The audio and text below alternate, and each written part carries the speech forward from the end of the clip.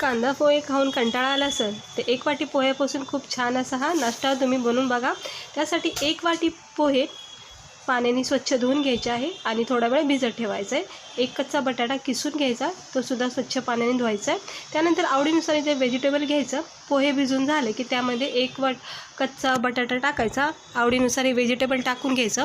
त्यामध्ये मग कोथिंबीर टाकायची, सगळ्या भाज्या टाकायच्या, थोडं चवीनुसार मीठ, हळद, तिखट सगळं टाकून हे एकजीव करून घ्यायचं, न पाणी टाकता। थोडेसे तीळ किंवा जिरे टाकून हे असं मिक्स करून घ्यायचं आणि थोडंसं मिक्स झालं का मग याच्यामध्ये 2-3 चमचे बेसन पीठ किंवा तांदळाचं पीठ टाकून हे असं मिक्स करून याचं बॅटर बनवायचं।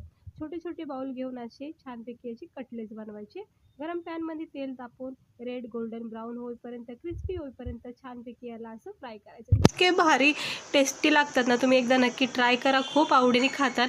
कांदा पोहे खायचे विसरून जातात। आवडला असेल तर लाईक